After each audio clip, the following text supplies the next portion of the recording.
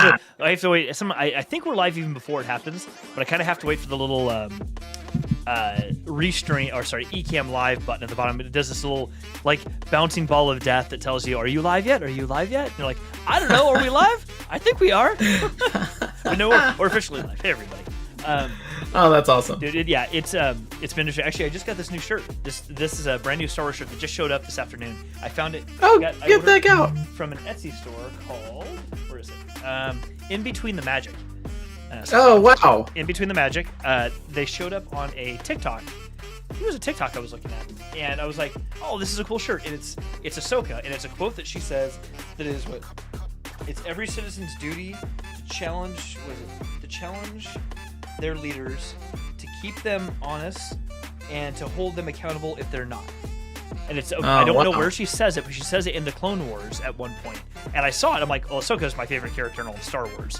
So no matter how many new characters come out, even the High Republic that I love, she remains my favorite character. And I'm like, oh, I'm totally buying that. So it came in this afternoon. Oh, wow. I saw a note for it that said, oh, this is delivered. And I just forgot until like 10 minutes ago. I was like, wait, that's in the mailbox. Ran out there and get it. I recorded a quick video for TikTok about it. I'm like, I am throwing that on for the shirt tonight. Or show. The shirt for the show. I don't know.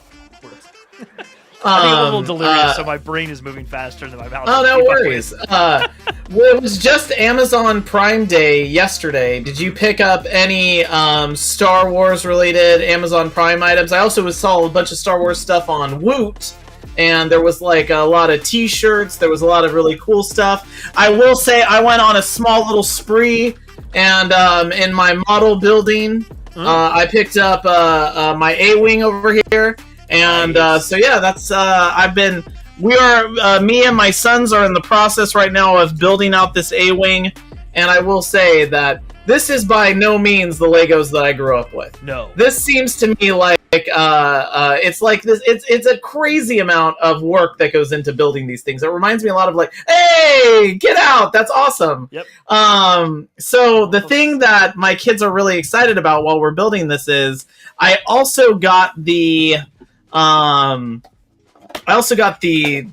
Brinks Max with the lighting kit. Ooh, so yeah, we're gonna make these things light up too. Dude, that's so cool. But yeah, there was a lot of really cool Star Wars stuff that was all available on Prime. I totally did not. I held off because the last time there was a Prime Day, or last year, I went a little bananas and I racked up a lot, and I'm like, you know what?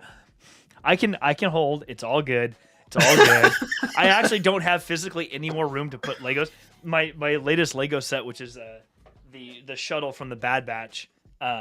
Which I think I said last time. I have that. It's still sitting here on this part of my desk, which this is kind of like a working space.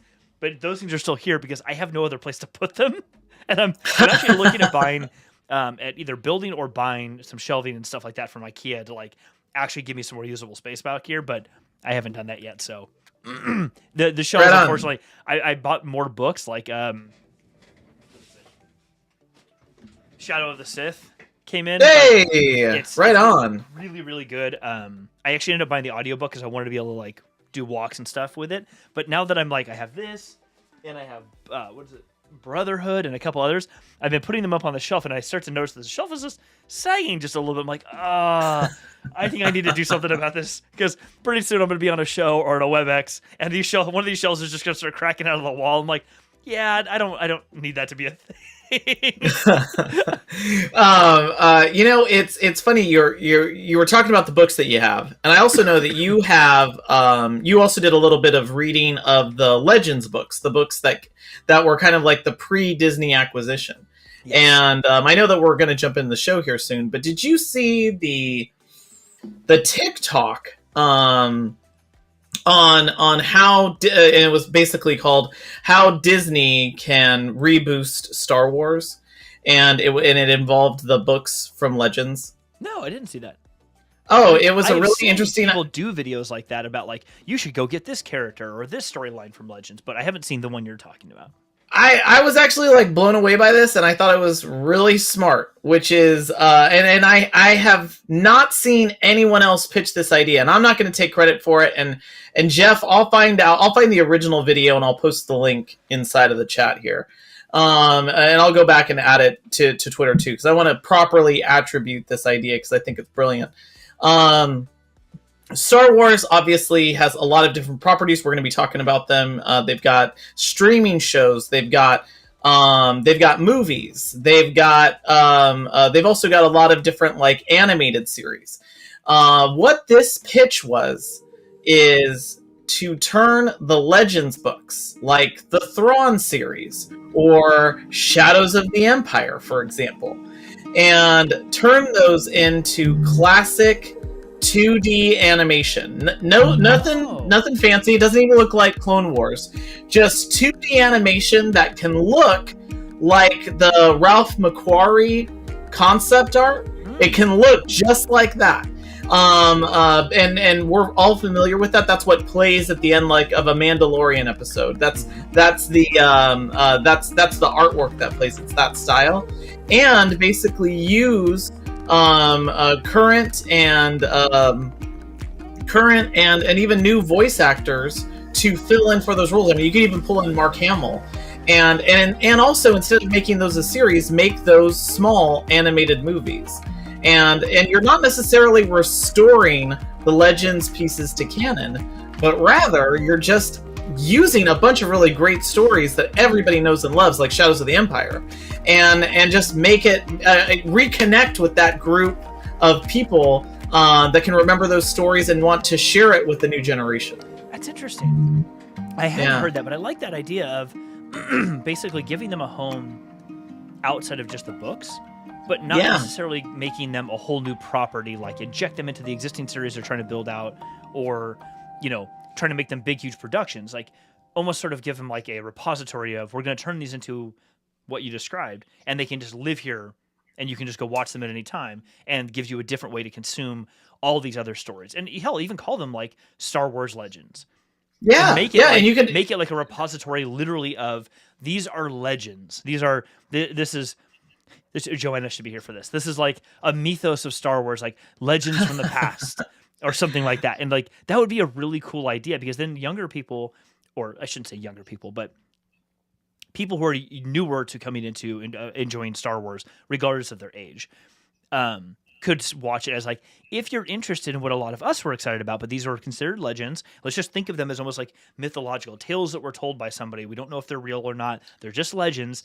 You can go watch them and be like, oh my gosh, that's a really interesting idea. And just, and I really think too, it kind of fits with the, I don't know, there's a little bit of comic book pulp that's associated with Star Wars. Mm-hmm. And in comic books, you have, you have an ultimate version of a set of characters. You have all of these different, and I know multiverses are very popular right now in the way that we talk about everything. But what I really mean is that the comic books, to allow for different characterizations, to allow for different storylines, they would often run like parallel versions of a given comic book character.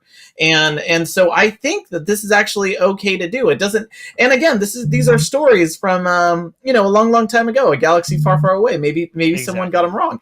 And I like this idea too of it being old school 2D animation. Like just it doesn't need to be that kind of third dimensional, because you can reserve that look for the Clone Wars and the spin-offs. You can reserve that look for Rebels. You can reserve that look for every other part of that new property stream. In fact, I think that visually they should look different. Just like in comic books, when you had different setups, like All-Star Superman looks a lot different than the way Superman was drawn in the comic books at a similar time. Mm-hmm. Likewise with the comic book stylings that were for like the Dark Knight Returns. That looks a lot different than the other Batman comic books at the time. So I think it would be great to see those stories at least find a home in, and I saw that pitch on TikTok. I loved it. That's a really cool idea. I like that's interesting. I have the first books that originally got me into Star Wars, like more than the movies, like I saw the original movies, but like really got me into appreciating Star Wars in a different way was the Jedi Academy trilogy from back in right on. the night, like 93, I think is when it came out. or something around that time period. And I really loved him because it told this whole other side of like what logically seemed to be the next step, at least for me, or one of the next logical stories in Star Wars of Empire's fallen, Luke becomes a Jedi, he wants to rebuild the Jedi Order, and look, there's a Jedi Academy, and that's what and people, and they're like people like what's his name, not Wexley, Wedge, are like helping to rebuild planets and things like this. So it's like, oh yeah, these were, to me at least, they initially felt like logical next steps in the what could be the story. I was like, oh, that's really interesting if you want to do that. But yeah, I could see that. I could see sort of a carrying it on. I'll be honest, I've never felt the same fascination that a lot of people feel for the Legends books. Like, I enjoy them. Don't get me wrong. I enjoy the stories. Some of them. I enjoy some of the stories. Others are a little too outlandish for me. They're just a little too, I don't know, feel like they're trying too hard. Like even the Yuzong Vong, I've never gone back and actually read those because even the little bit that I have read, it just felt, it just felt forced to me. It just wasn't something that really worked for me. But others like Heir of the Empire, Introducing Thrawn, and things of that nature. Sorry for all the coughing tonight. My throat's a little off. I don't know. Yeah, that could be really interesting. That could be a really interesting way to kind of bring those things around for sure.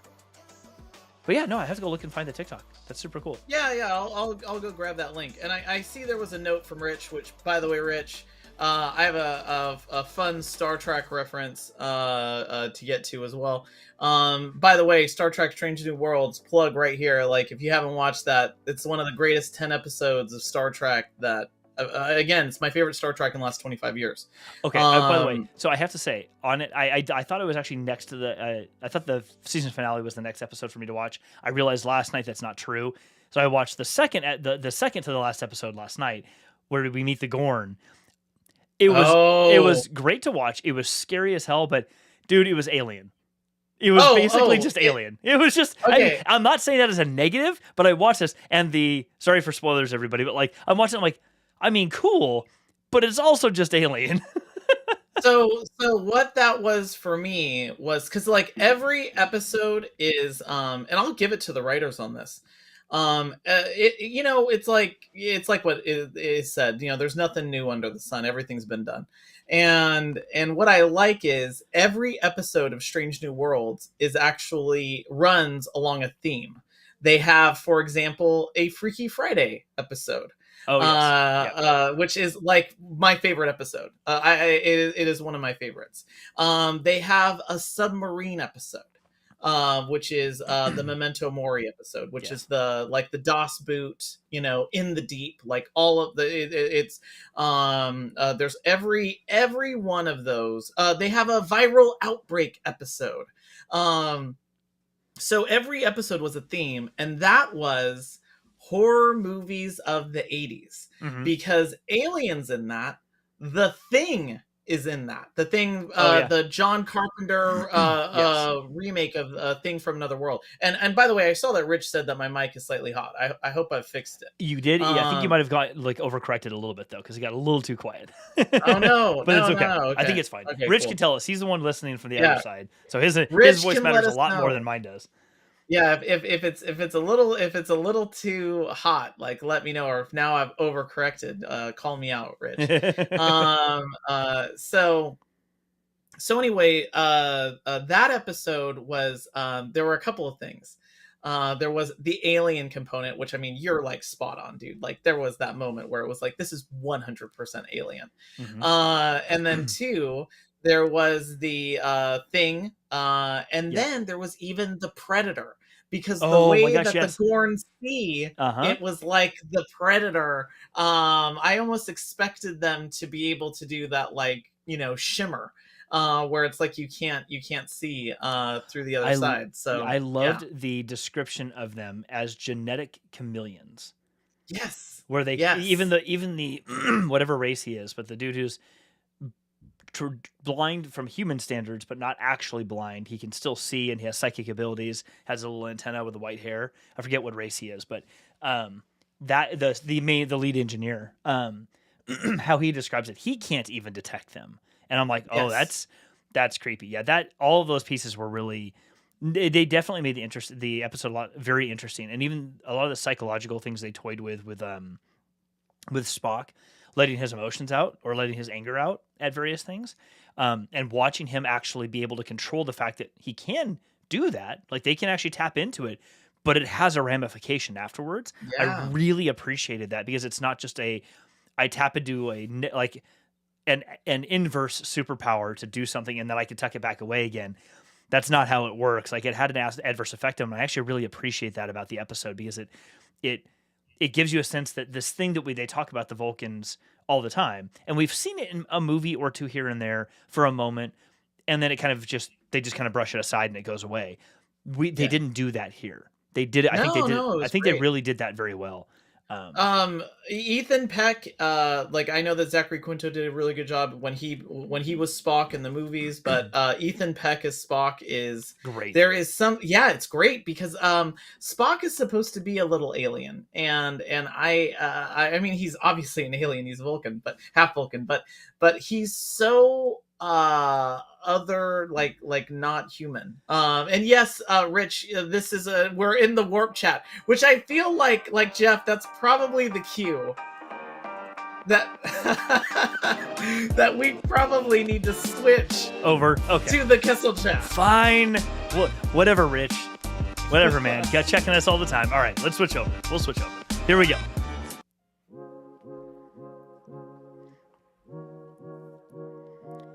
So we stepped out of one, and now we stepped into the Kessel chat. We'll put the Star Trek stuff aside for a little bit, but Rich, we are coming back to it because, and you know what? Actually, Rich, you made a comment a minute ago about the Orville. I haven't watched that show in years, but when I did originally, when the first season was out, I loved it. It was hilarious. I really liked it was really, it was just entertaining. Oh no, you can't go back on being kidding. No. You don't get to say you're kidding now. We switched over, man. We did this for you. This is all for you, buddy. Okay, so for everyone watching, thanks for being here. Really appreciate it. Whether you're watching us live right now, super awesome to have you. Jump in the chat, say hi. For anybody watching us on the replay, awesome to have you too. Subscribe, like. Actually, really, we appreciate the likes. Huge help. And we're at, I think, 81 subscribers as of today, which is super rad. And as soon as we get to 100, we can get, amongst other things, we can get ourselves a nice little custom URL in YouTube, which will be great because it'd be much easier to direct people to the channel at that point. But please like and subscribe. We appreciate it. In the image that I put up for the thumbnail image I put up for the video, I put a bunch of, we're going to talk about what's above Ryan right there, Kenobi wrap up and some what's coming things, or a lot of what's coming things. But I put into there a number of images of upcoming properties from Star Wars. But as Ryan reminded me when we jumped on in the pre-show, or the pre-show, I guess, that I didn't catch everything. So that's a couple things we're going to kind of jump into. But I wanted to give us both time to like just get our final like woosah out for any last remaining Kenobi emotions we need to put out there and say to anybody before we move on to like all the new coming hotness from Star Wars. So Ryan, you tell me, man, what's still floating around your chest a little bit that you need to put out on the table, and then we can move on. So this was the topic at my dinner table tonight with my kids, and my oldest daughter. The first thing, because I said, I'm going to be going on the podcast tonight, and I'm going to be talking about kind of our final thoughts on Kenobi. And my kids, especially my oldest, who's the most familiar with the show, she was asking me, well, what are you gonna say? And I said, well, last week I said that I liked it a lot, and I actually hope that it ends, because but I know that it's not. They've already been greenlit for a second season. And I said, I liked it as a complete story. And my kids were like, yeah, no, it was a really good story. And then my daughter actually said, because she's been catching up on everything. I have a 14-year-old, soon to be a 15-year-old daughter, and she's like up to speed on all the stuff, and whether it's the latest season of Stranger Things or the newest thing that everybody's watching.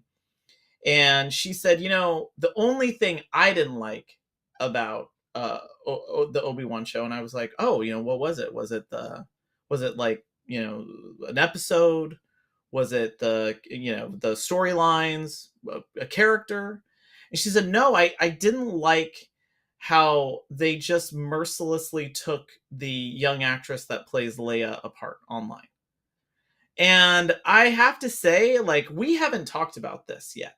I think we talked a little bit about the Riva controversy, the Moses Ingram, and kind of the conflicts that were happening online over. But the reason why that came up and it became the thing that we talked about was I feel like there's a part of our fandom that I don't know why, like it's like they're just waiting with bags of tomatoes to throw. And the young actress that played Leia, it's hard being a child actor. Like it is. You're having to carry a lot. And it was funny because we ended up talking about Stranger Things and the kids that had to carry those episodes, and how hard that is to be able to be a dramatic actor at a young age. And our conversation naturally got to Jake Lloyd, who played Anakin Skywalker in episode 1, and how basically his experience from that like ruined his life. Mm-hmm. And I don't mean to say like I wish him the best. I know he's been having some problems, and it's been a struggle for him the last 20 years. But yeah, I was totally amazed at how this young actress was basically given the Jake Lloyd treatment. And it's like, she's just delivering the lines. She's doing a job. They're doing they're casting these characters. But yeah, that was something I don't think we've talked about yet, Jeff, which was the outside, all that stuff that was happening outside the show that obviously even did my daughter. Yeah, it's the number of videos I watched. I mean, we've talked about this. A lot of the stories and stuff or the shorts I post on YouTube come from TikToks I've already made. And the number of creators that I follow on TikTok or that I'm mutual friends with on TikTok that posted videos that were basically coming out like, what are you people talking about with Leia? Like, it was mind-blowing to me that anybody in general would have the opinions they had about that actress, her portrayal of the role, the lines that were written for her, all of that. What blew my mind more than anything else were especially grown men. This is actually kind of, I'll use the word disgusting. This is kind of disgusting. The grown men were making comments they were making about her, and I don't want to say any of them because they just made me feel icky. I'm like, you're talking about a 10-year-old girl. Like, yeah, I would realize you're saying those words out loud, right? I would just say, like, if you were an adult and you were at a park with kids, I don't think you would think it was a good idea to like call a kid out on the mat. You know what I mean? Like, right. like, yes. Like, I don't know adults, and maybe I'm just not that kind of a grown up. I can say that you are not that kind of grown up, Ryan. I can confidently say that you are not. Yeah, I'm never like, I want to like pick. I can't wait to like take a like pick a fight with a kid. All I thought was and again, like, I'm a father of 5, so I also come from a different life experience, but yeah, like I just could not believe that. Yeah, it was harsh to watch. It really was. But I will say, at least the little slice of fandom that I am kind of attached to heavily in TikTok that is all Star Wars related. Basically, everyone there rallied. Everyone who was at Star Wars Celebration, everyone rallied, was like, whoa. Many people that I do follow sometimes get into the like, hey, I disagree or I do agree with some things that kind of seem toxic a little bit, or like, maybe I can understand. This was one instance, including with Riva or with Moses Ingram, that all of them were like, nope, no, we're not doing that. Like, we'll play some gray areas sometimes, depending on like, is it criticism? Is it not criticism? Are you really being toxic? Or are you not? But with those two characters and those two actresses specifically, most of the fandom that I saw and that I followed, with the exception of the people that were specifically calling out here or that particular persona, most people were like, no, hold on. That's not a place that we're going to allow any wiggle room. And I really appreciated that. It reminded me of the fandom that we both talk about here, the people that we want to be a part of and the fans that want to support inclusivity and being a part of these stories and enjoying them. Because she did an amazing job. She did a great job. She portrayed exactly who I would have thought Leia would be at that age, doing the things not just that a kid would do, but that Leia in her personality would be doing. Yeah, but I also like I know this is gonna sound, I don't know, like it's a kid. Like one, like let's just separate the two things. One, the character's a kid, so the character's not gonna be Carrie Fisher, right? And just throwing that out there, like if your impression is like, well, why isn't she talking about like the Imperial Senate? It's like, well, she's a kid, so like catch yourself up on the character. Read the room. Right. But the other thing is yeah, she's just a kid. Like I just thought all I thought, and so we ended up having this large discussion in my own house about Jake Lloyd. And I'll be honest, like I remember seeing that interpretation of Anakin, and I know that yippee, all that stuff. And I at no time was like, Jake Lloyd, come on. I was like, George Lucas, come on, like you got kids, you know how they talk, and it's and I think I think there's like, if you don't like something, that's fine, but the immediate dislike that was being sent to actors, both the young actress that plays Leia, the Moses Ingram. I Uh-oh. Do we lose Ryan? just fandom, and I hate to say this because I love what we're able to do on like a show like this. Yes. I love all the technology that we have. I love the social media. I love the fact that I found that TikTok where I saw that pitch of, hey, like maybe we could take Legends and make that a 2D animation show and use voice actors and just have those series run as an alternate. Mm-hmm. And I like how well connected how we are. And then simultaneously, I hate it, because that's why people can find themselves in echo chambers, and it's in politics, and it's in fandom, and it's in so many things, where if you don't like something, now instead of just being like, I don't like it, now you can go and find another group to hate it with you. And then you can find other groups to hate other things. And then it just becomes this like people walking around with like bags of hate that they can just like throw out when they're ready. And it's the same thing with Strange New Worlds, Jeff. Like, I'm a big fan of that show. Me too. And there's a dedicated, and by the way, again, best Star Trek, come at me. Best Star Trek that we've had in 20 years.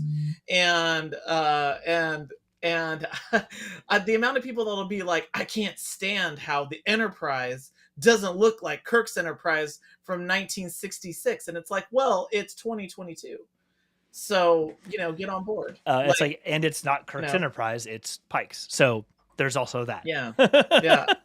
And I love Rich's line here, give love a chance. It does remind me of one of my favorite lines from one of the worst movies ever made, Birdemic, which is, I wish we could give peace a chance.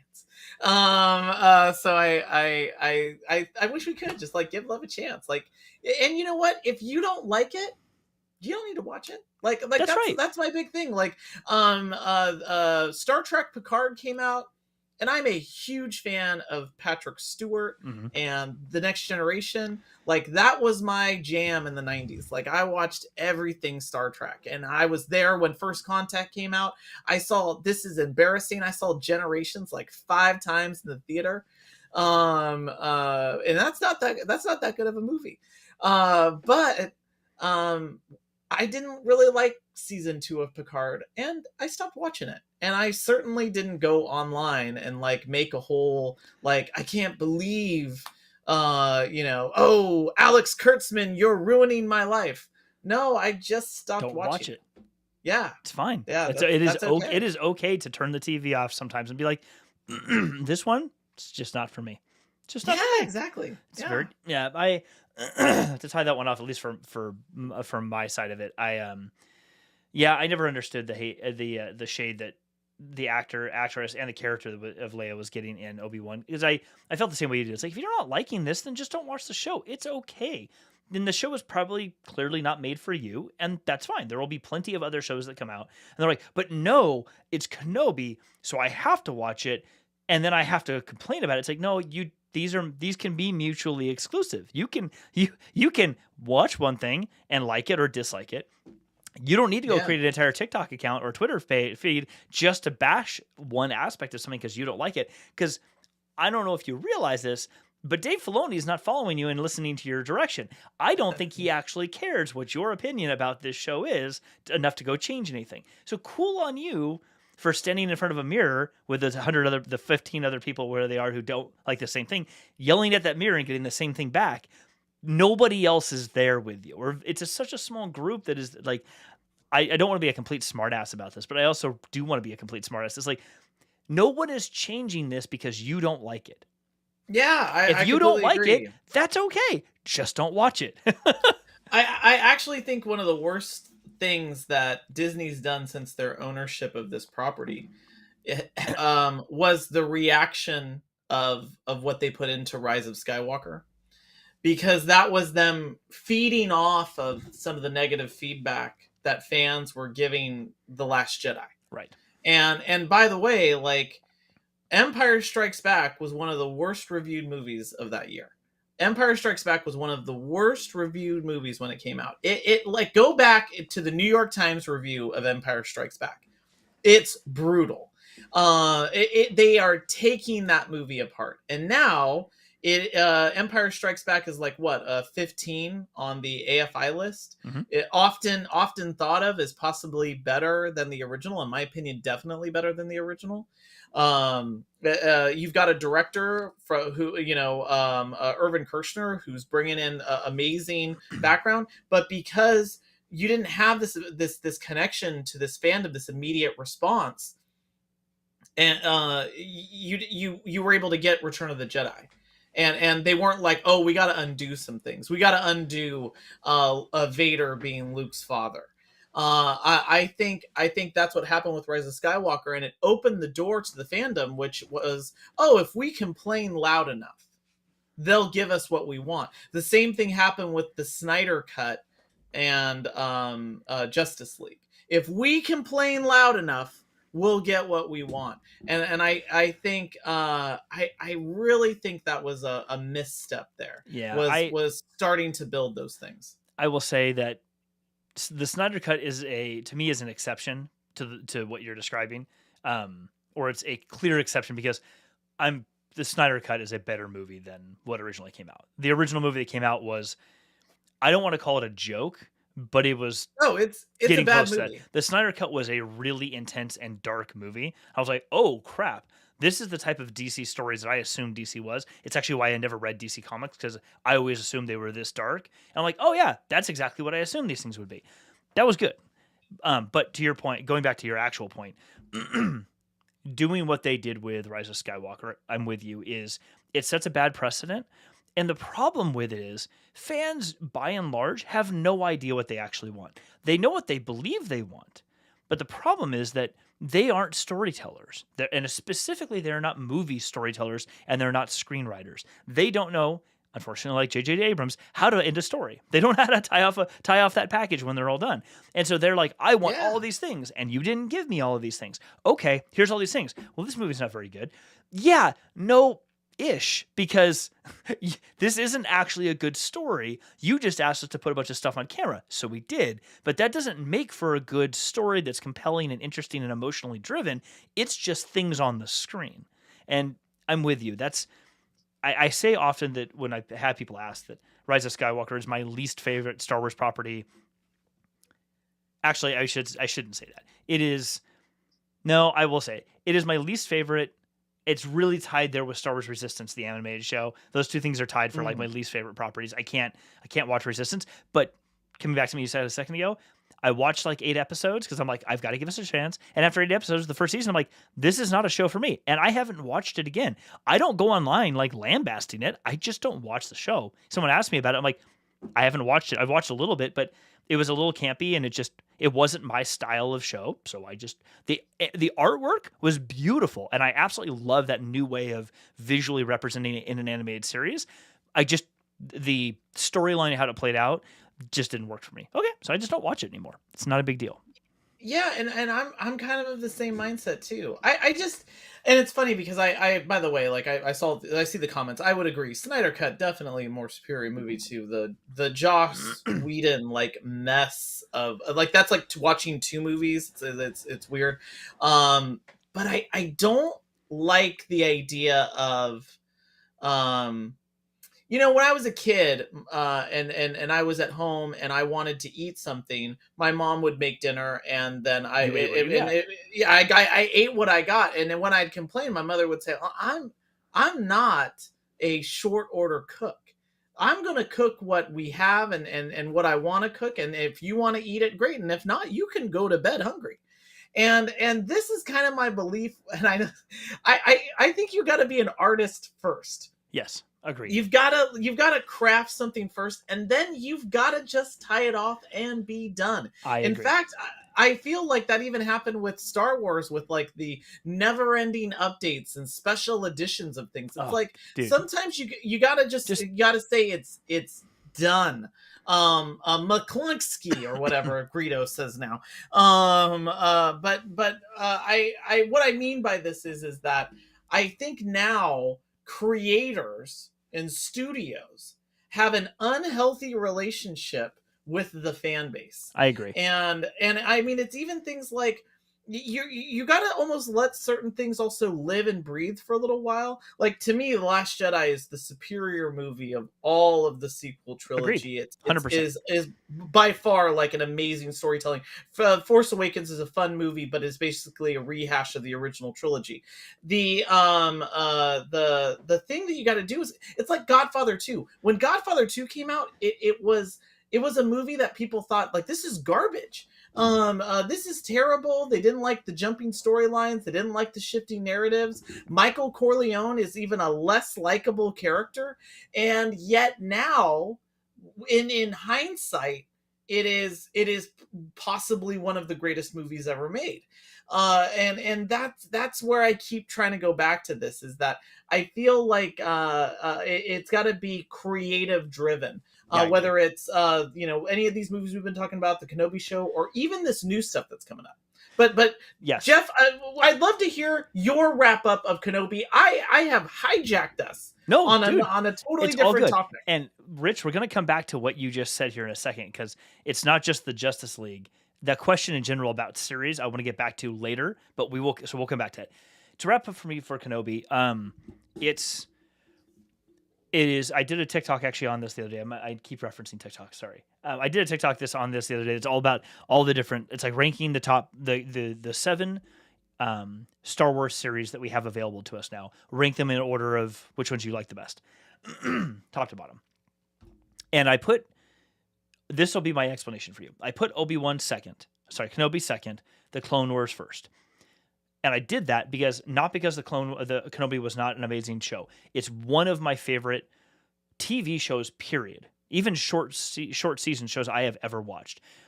And for me specifically, it's because I had an emotional connection with my own anxiety and things like that I have dealt with, that I saw myself in those parts of Obi-Wan.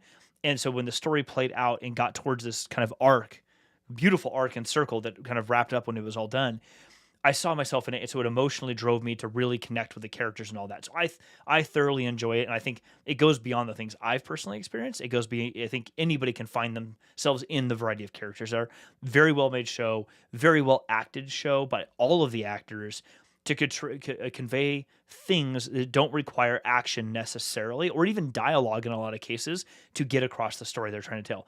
I feel like they really played dialogue and action really well with straight acting, and then the combination of an actor's facial expressions, body language, and music, so that it had a really nice balance. I loved it.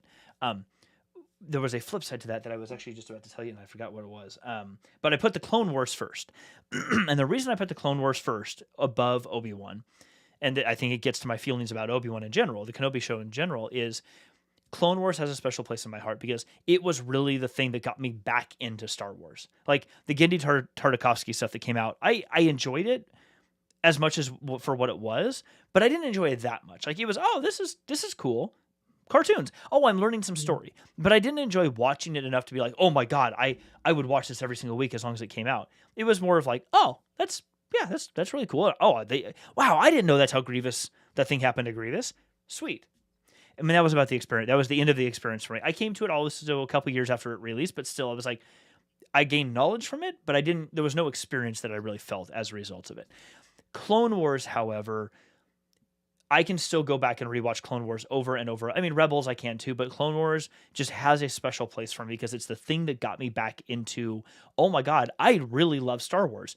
This is what's been missing from my life for so long. Like it got me back there. So Kenobi has done a special thing for me at this point in my life, but Clone Wars got me back into Star Wars.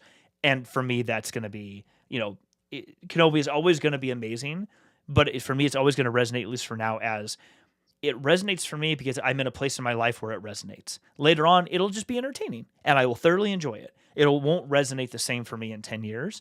It will be thoroughly enjoyable to watch. It just won't be the same thing. And I'm okay with that. No, I get you there on that too. Like, I'm a sucker for the original trilogy. In fact, again, like my dinner table conversation, my kids were asking. We were all talking about like our favorite Star Wars, what we like the most, and my oldest daughter grew up at a time when there was only the prequels, and so those were the movies that she really liked. And I grew up where it was only the original trilogy, and those are the movies that I like. And my kids really like The Force Awakens and The Last Jedi, and those are the movies they like. And I would say, just like you, like I have moments where there's a Star Wars property that really brings me back. Like I was like fully into Star Trek, and then the prequels came out, and I was like, oh my gosh, I forgot how much I love Star Wars. And then episode 1, like for good, bad, or otherwise, I saw that movie like a ton of times in the theater. And again, like I know that I think I was just sharing this with you before, but I still even have the ticket from the very first showing that I saw of episode 1. And then I was Force Awakens was that for me again. Like I remember when Force Awakens came out and I saw the midnight showing. I had a race I was in Philadelphia at the time, and I had to get back home for the midnight showing, and I was like pretty much doing everything I could to get there. Right now, that series for me, the thing that brings me back to Star Wars that I can watch at any time. If someone's like, "Oh yeah, do you want to watch this?" I'm there. It's The Mandalorian. Oh, like yeah. Okay. Any time, like the Prisoner episode 6 of The Mandalorian, The Prisoner, is one of my favorite episodes of television, not just Star Wars. That is a tight set. That could almost be a bottle episode, except for the fact that is a new set. But what is that? Like, I don't know, 4 hallways. That's and it is thrilling. The acting, everything about it is great. And so for me, Obi-Wan is a show that, again, I always kind of take it as like, it's like catching up with an old friend. I'm really glad I got this part of the story. I'm really glad that we got to see this. I honestly would have loved more production value. If I could go back and do something, give them more money. Because there were scenes that were shot dark or shot tight, so that way, because I know they didn't have as much money as they would have had on a big budget movie. Right. I would have loved for them to have more money. Because I think that would have been a boon for the production design. But I really enjoyed this, but it is one of these things where it's almost like a visit with an old friend, and now I'm done with it. Like, yeah. I really enjoyed it. I enjoyed it for what it was. But like you, yes. Is this going to be the thing that I'm like, oh my gosh, this is the Star Wars that I love right now? No, it's a thing that I really liked, but I'm glad that I'm glad that I watched it, and honestly, I'm also glad that it's done. I wish they would just cut it off. at this point. Yeah, I agree. I really hope that even though they've been greenlit for a second season, I really hope they reconsider how they're going to do a second season if they do it at all. I'm sure they will make one, but I'm with you. This is one of those stories like we walk out of the theater together, like, dude, let's go get a beer. That was really cool, and like I don't need to walk back in the theater to watch it again. Like, yeah, you know what? I'm good. It did something to me, and I appreciate that. You know what? My day feels like I can go about my day in a little bit different way than it was before, but I don't need to keep reliving it over and over again. It's going to be a tough series to rewatch because it's not just easy casual watching by any means. Whereas a lot of the other properties are, even though they have great stories, they're a little bit easier to watch. But it's not. It's a little bit tougher. Okay, so let's switch gears for our last like 15, 20 minutes on new stuff because there is just oodles and boodles of new content coming out in the next year. You know, more than I even put on the banner. Like these are all the series, or not even all. These are just the good chunk of the series that we put out there. So the ones that I put up on the image, let's talk about them coming out here soon. What's coming out soon, I believe, if I remember the dates, I don't remember the dates, but if I remember what's coming out kind of roughly, is we've got The Bad Batch Season 2. Yep. I don't remember when Mandalorian Season 3 is coming out, but I think that's next year. I think it's 2023. I believe Ahsoka. I believe Ahsoka is in 2023. Andor is coming out soon. That's right. Andor is coming out very soon. The big magazine, the Vanity Fair shoot that they had, it was Obi-Wan, Pedro Pascal, Rosario Dawson, and then Diego Luna. Yes. And that was because those the show that was coming out, and then the other 3 shows in production. Yep. So I know Ahsoka's in production. They were talking about it at Star Wars Celebration. Actually, I saw a clip today with Filoni being interviewed on stage talking about Ahsoka, and he said it's a little wild for him because a lot of the people in the crew are in their 20s, and so they grew up with Ahsoka from the Clone Wars. Like their experience with Ahsoka and with Star Wars is the Clone Wars. It's not the movies. Like that was their start, and then Rebels, and so they come on the set and. He said when they all get to go to work, they're having a good time. And it's like Rosario comes out in costume or in makeup and ready to go. A lot of them are sort of like kind of in awe. And he's like, oh, okay, this is really cool, but we actually have to get to work now. He said, I mean, he was being very sweet and very joking about it, but he's like, it's just so wild to see the impact on these younger people who this is what they got introduced into the story for. And they see her and they're like, oh my God, I am standing next to Ahsoka Tano. Oh, I know I have a job to do, but I'm like getting goosebumps. I don't know what to do right now. Like he's like, okay, cool, but you work here. You're doing a microphone and a camera. Like, let's get back to work. I don't know. It's I'm sure it's like that Adam Scott video where he's on like I think the Jimmy Kimmel show, and he's talking about how he invited Mark Hamill to his birthday when he was 8 years old, and then Mark Hamill shows up, and Adam Scott is shaking in that chair. Yeah, like he's that excited, and you know he's a professional actor. Mark Hamill's a professional actor, and you know, but even then, it's when you see a hero. Like I think I would 100% freak out. Oh, I would lose my mind. I like there would be like. I'm like, Mark, you're going to sit on my lap. And why am I saying things? Words. Huh? What? I'm like, I would lose it. I would absolutely. Oh, no. I have an in with someone that happens to know actors that were in the Neverending Story, which is a movie that was very important to me when I was a little kid. And loved that movie, even though it is terrifying. I don't know what it was about the 80s. It's like all these terrifying stories. Oh, my God. And, I mean, the Neverending Story. The Swamp of Sorrows, or whatever it was called? Yes, the Swamps of Sadness. The Swamps of Sadness. Oh, God. And Artax, the horse dies because he's depressed. Dude, that was rough. Yes. He's like, the horse gives up. And anyway, and I Atreyu and Artax and Bastion.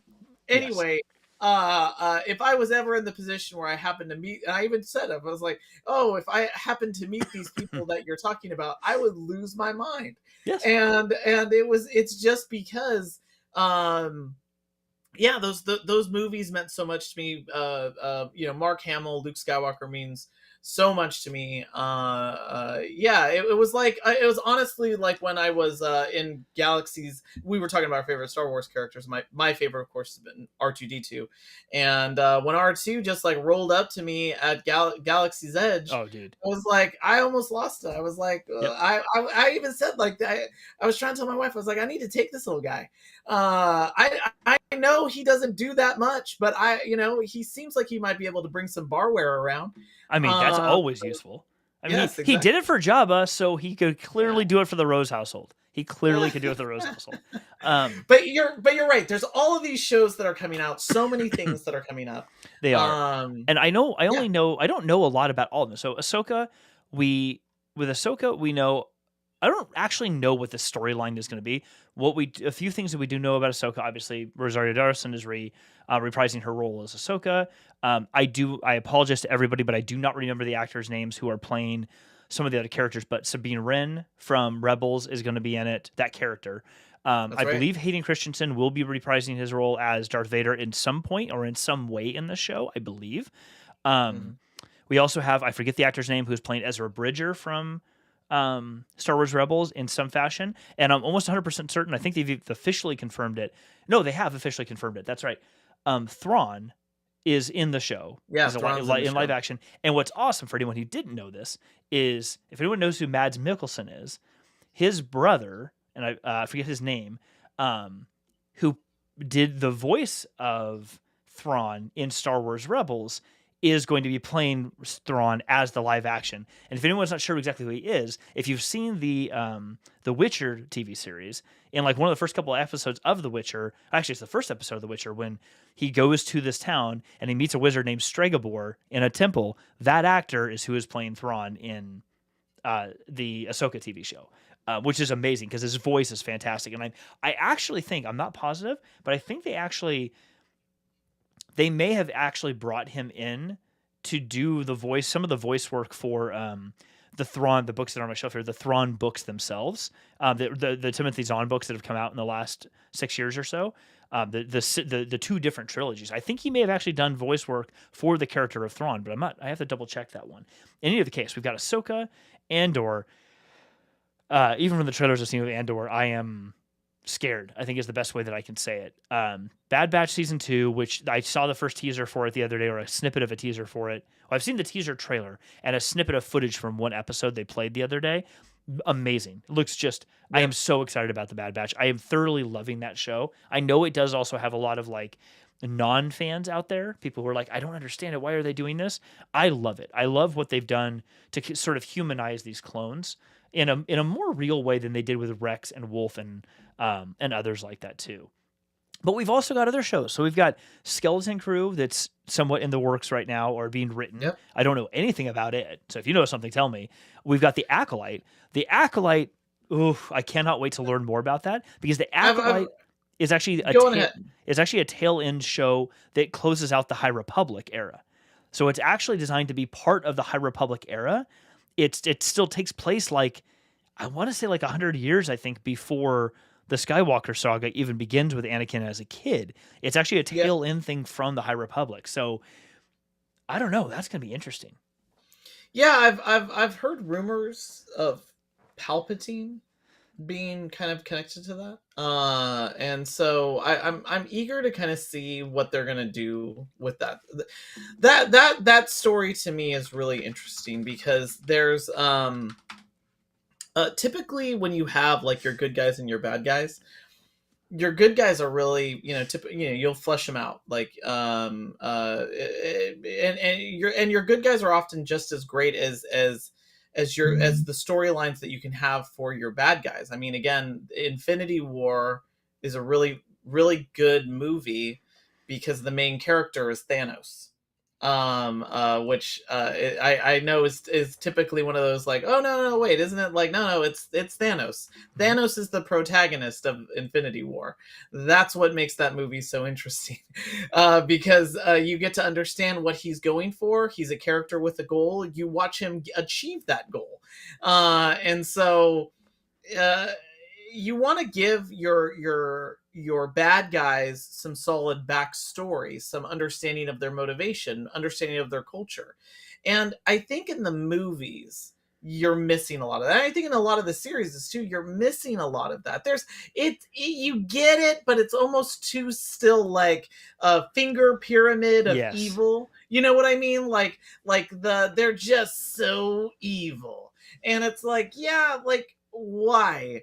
And again, you and I have both read comic books. We're both familiar with the legends. Like we could probably both talk about like, oh, the origin of the Sith and the Sith, the original Sith people. But I've heard that the Acolyte has connections to Palpatine. After Rise of Skywalker, I was like, man, I hope that guy stays dead forever. Right. But I'm interested in that cultural aspect of the bad guys, because I think that then we know so much about the Jedi. We know so much that now they're like, okay, well, we've told that part of the Jedi story. We got to go back even further now to tell other parts of it.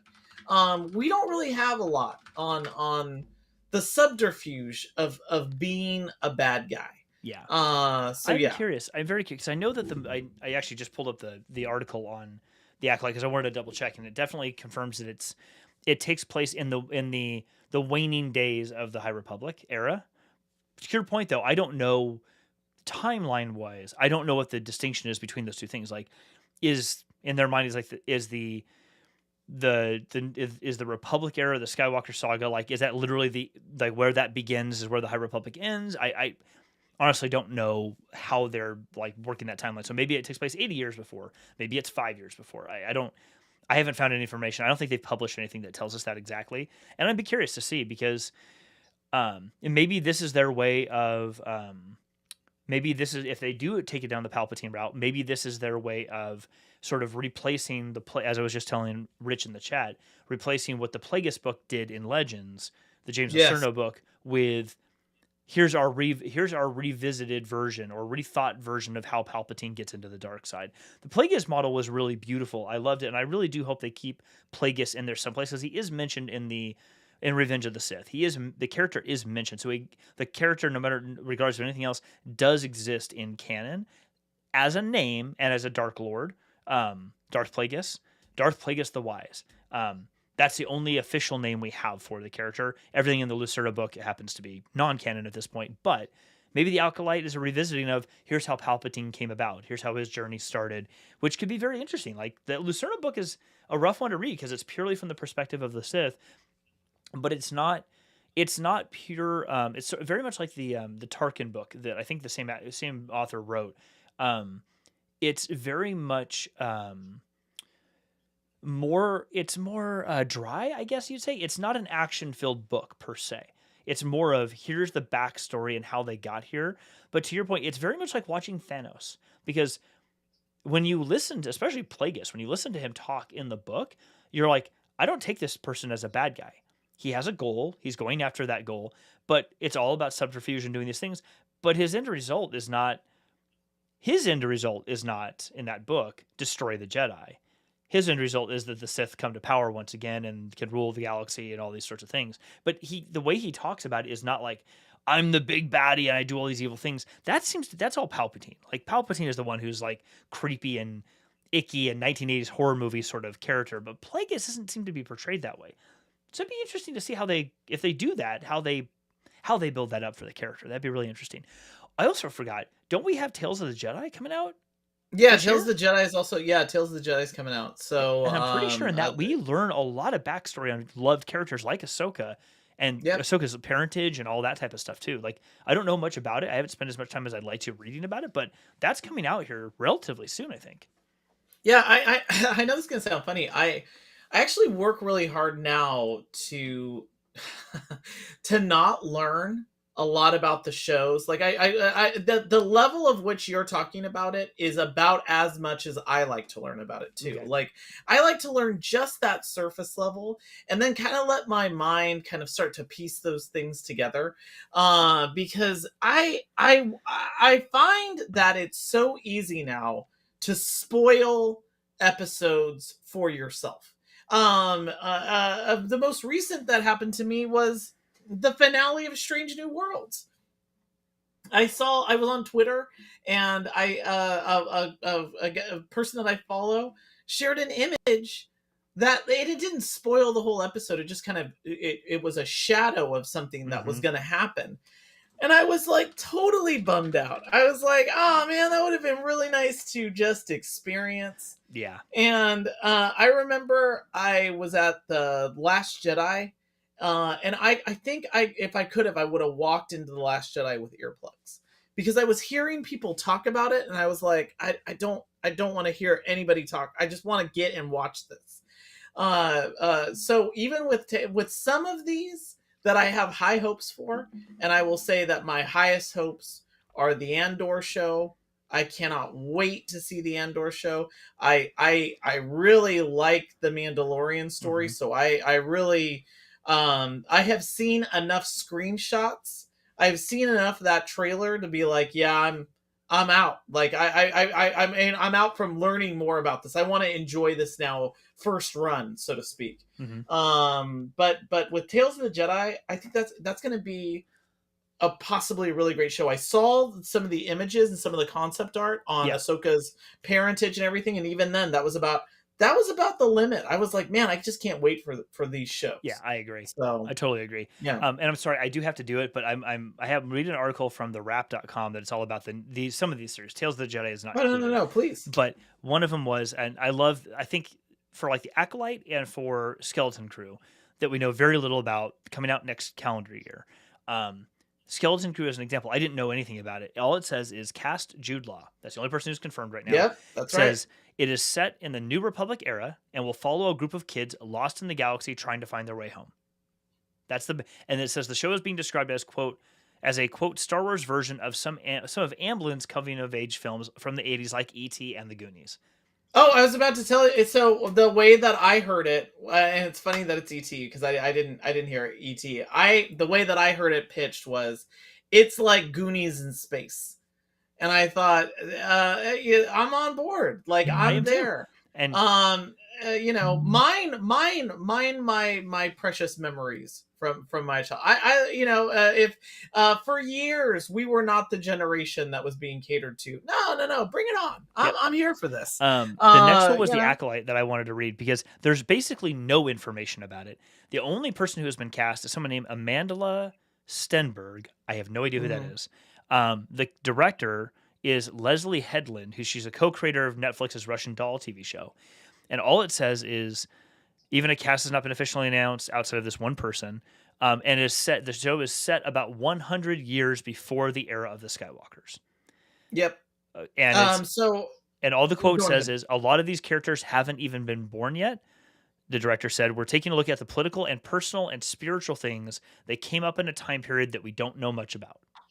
Yep. The Leslie Headland, also hilarious. She was featured on an episode of How Did This Get Made? And she was one of the guests. How Did This Get Made is a podcast where they take apart movies that I grew up with. And it's just funny. It's like the whole concept is how did this movie get made? And Paul Scheer, Jason Mantzoukas, June Diane Raphael are the hosts of that show. And Leslie Headland was on there, and she was just hilarious. I want to say her episode was they did the Lawnmower Man. Oh God. The Pierce Brosnan, Jeff A. Yeah, I could be wrong on that, or it could have been the Mario Brothers, the Super Mario Brothers movie. Either way, she was on that episode. She was on one of the episodes, and I remember thinking, oh wow, she's very creative. And Russian Doll is also a really very creative storyline. She's an incredibly talented director, writer, comedian too. I mean, I don't know if she does comedy as much, but I mean, man, she was funny. So I saw that she was involved in this show, and I'm really excited to see what she'll be able to build. Yeah, me too. So there's just, to kind of wrap up for the night, there's just so much content that is coming out over the next year. And this is visual content, like animated or live action stuff. And That's right. What I love about what Star Wars is doing, what Disney is doing, allowing all these different groups to create these different types of content, different storylines, is that as much as, and you and I have talked about it a lot, but I can't hype it enough, is so all these series we just talked about. There's a Lando series that's kind of very loosely in the planning, but according to an article I just read saying Donald Glover's a super busy guy, and they'll get there eventually, but not out there. There's the Rogue Squadron movie that is being designed to be filmed. You had asked earlier about the Taika Waititi stuff. I think that's probably a longer conversation at this point, because like we could probably go into it for a long time and we're already over the hour, and I want to get you to bed at some point. So, so maybe next week we dive into that one. Maybe we do the whole show on Taika next week, and like a revisiting of like how this could affect Star Wars in the long run. Yeah, because I saw, and here's another really good example of like just getting a tease of something. I saw the logo that Taika Waititi's Star Wars project is using, and it's like the 1970s Star Wars logo where it's like kind of stacked, except it looks like it's made out of rocks. And so I was like, oh dang, like what is this going to be? I'm a really big Taika Waititi fan. Thor Ragnarok is that's one of my favorite Marvel movies. It's like Winter Soldier and Thor Ragnarok. It's sometimes they're competing with each other. Winter Soldier is great because I'm a big fan of like the 1970s paranoia films. So like that is a what is that, the Robert Redford movie, Days of the 2 Days of the Condor or whatever. And that's like a reshooting of that. That's why it's so great that Robert Redford's in that movie. But yeah, Taika Waititi making Thor Ragnarok, Jojo Rabbit, What We Do in the Shadows. He's great. He's even his voice acting in The Mandalorian as IG-11. He's great. He's so amazing. So yeah, like I'd like to see what he's going to be doing. I'd love to hear your feedback, and maybe we could do this in the next episode on Thor, because I know you saw Thor: Love and Thunder. I have not seen it yet. Let's talk about it next week, because there's a lot to talk about with that movie. From my perspective, there's always criticisms, but I had a very positive experience with that movie. The one thing I wanted to wrap on before we go is that in addition to all these series we just talked about, it's not just the series. Star Wars: The High Republic Phase 2 starts in October. There's already 6 books that you can go pre-order on Amazon right now. 3 of them will be delivered like within the first month or two. They already have a date ready to go. Others you can just pre-order and they'll charge you at the time, but release dates are pending. But it's not in front of me right now, but Edge of Balance, which is one of their new manga series. I just read series 2 and they're book 2, and they will have more coming out in the next one. In addition to the High Republic, you have like Shadow of the Sith that just came out recently. This is a lot darker. Oh yeah, that's right. And more intense than I was expecting it to be. I bought it because I'm going to buy it, but whenever I see Luke Skywalker in those, I'm like, I'm a little burnt on the Skywalker era. I was like, I'm not sure I want to. Totally worth the read. 1,000% worth the read. I'm only not quite halfway through it, and it's blowing my mind. But in addition to this, we have in the same Skywalker era, generally, Brotherhood came out a couple months ago. That's all about Obi-Wan. The joke about like I've saved your hide like 9 times or 10 times, 9 times. That time on Cato Nemoidia, that doesn't count. This book is all about that time on Cato Nemoidia. That's exactly what this book is about. It's great. That's awesome. And then Padawan comes out. That's all about Anakin as a Padawan. That comes out like in a couple weeks, like 2 or 3 weeks. It comes out, and that should be delivered officially. So there's just a lot of other the comic books are still going. Star Wars: The High Republic comic books come back in October timeframe. Like there is so many other stories that you can get into if these series don't look of interest to you, or you're not ready for them yet, or they're not out yet. The comic books and these publicized books are just they're coming out consistently, and there's all kinds of new stuff that we have never seen or heard before. It's great. There's always something around that you can go grab onto and get your brain around. And you don't need to pick up all the other properties if you don't want to. You could just read one book or pick one thing, and you're going to be completely content with that. Yeah, I think there's a lot of really cool Star Wars stuff out there that's out there right now, that you can get into, and like I said, like and I talked about this in the previous episode because I've been buying a couple boxes of even these like Star Wars Legos. When I was a kid growing up, I really loved building models, and I think I had like an SR-71 Blackbird, and I had like space shuttle, and all these things that I loved doing. And we've been looking for things to do with my kids over the summer. And we have a lot of board games, we have a lot of puzzles, we have a lot of things that we do, and to be able to find all of these Star Wars properties that are also now in Lego, that's also like a lot of fun for us to build together. Mm-hmm. And they are like complicated sets, like the set that you were showing too.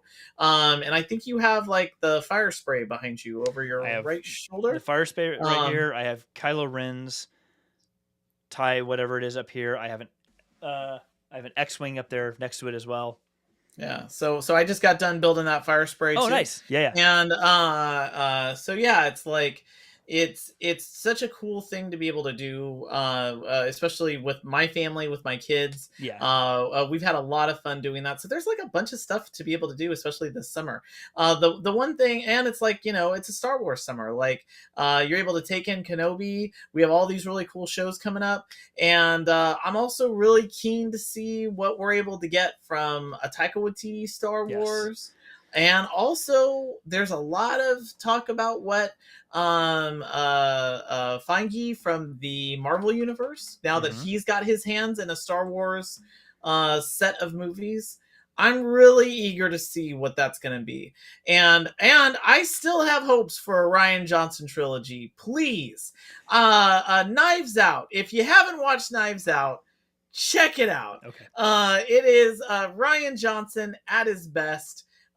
This guy knows how to make character-driven stories, and that's what I love in all of my Star Wars properties. Is if you start with the characters and the story, I could care less about the special effects and the setting and everything else. So start there, and all the other pieces will fall in line. I love that.